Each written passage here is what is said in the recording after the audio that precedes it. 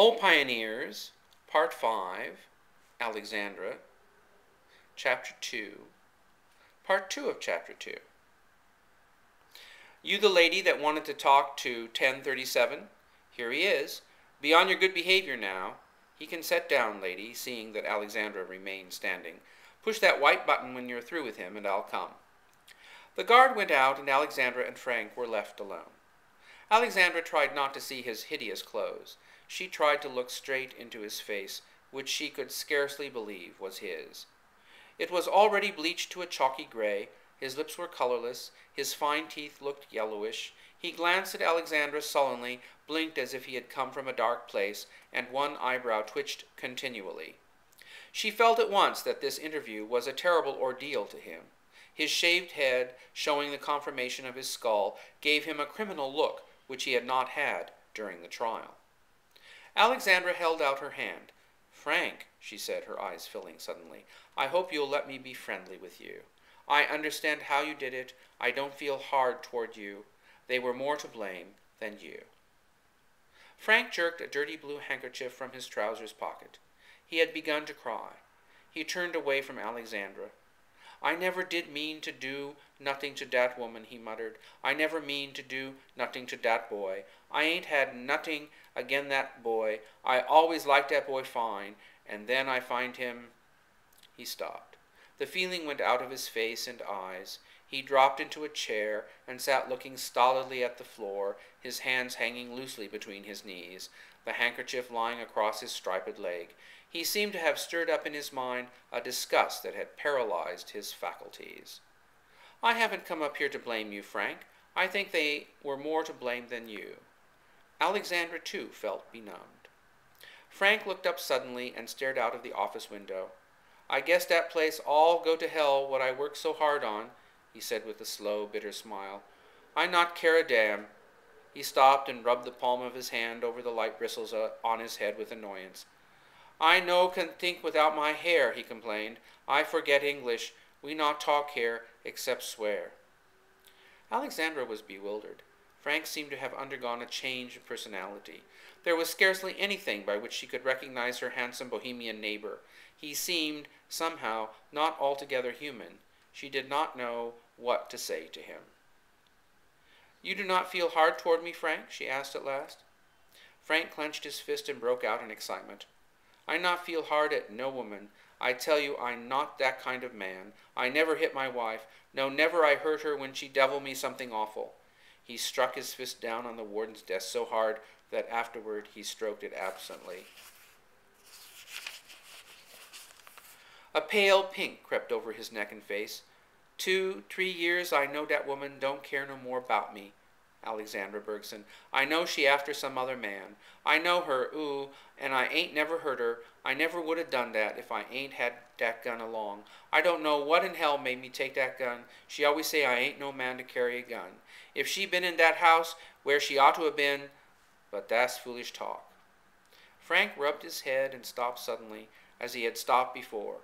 Alexandra felt that there was something strange in the way he chilled off, as if something came up in him that extinguished his power of feeling or thinking. "Yes, Frank," she said kindly, I know you never meant to hurt Marie." Frank smiled at her queerly. His eyes filled slowly with tears. "You know, I most forget that woman's name. She ain't got no name for me no more. I never hate my wife, but that woman what make me do that, honest to God, but I hate her. I no man to fight. I don't want to kill no boy and no woman. I not care how many men she take under that tree. I no care for nothing but that fine boy I kill, Alexandra Bergson. I guess I go crazy sure enough." Alexandra remembered the little yellow cane she had found in Frank's clothes closet.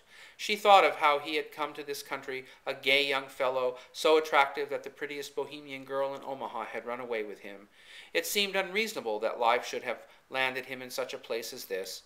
She blamed Marie bitterly, and why, with her happy, affectionate nature, should she have brought destruction and sorrow to all who had loved her, even to poor old Joe Tovesky, the uncle who used to carry her about so proudly when she was a little girl? That was the strangest of all. Was there, then, something wrong in being warm-hearted and impulsive like that?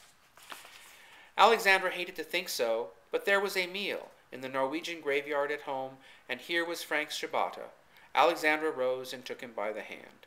Frank Shibata, I am never going to stop trying until I get you pardoned. I'll never give the governor any peace. I know I can get you out of this place. Frank looked at her distrustfully, but he gathered confidence from her face.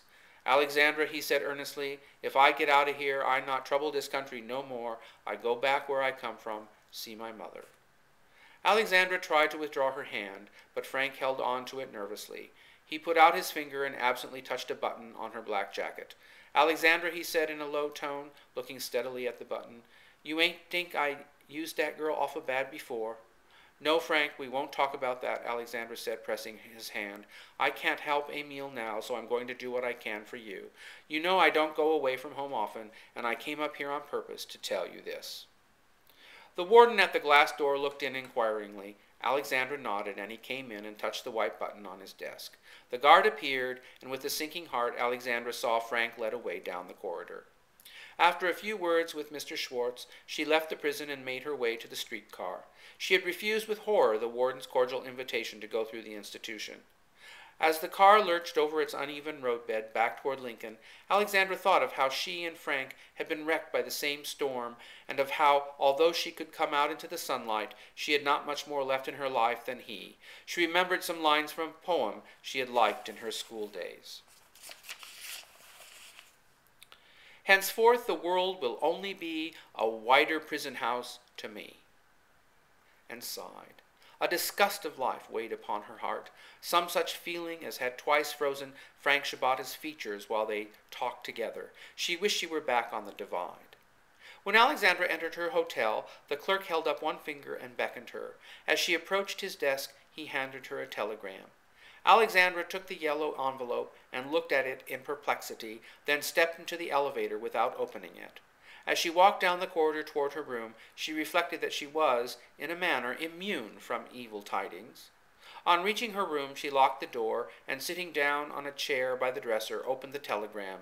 It was from Hanover, and it read, Arrived Hanover last night. Shall wait here until you come. Please hurry. Carl Lindstrom. Alexandra put her head down on the dresser and burst into tears.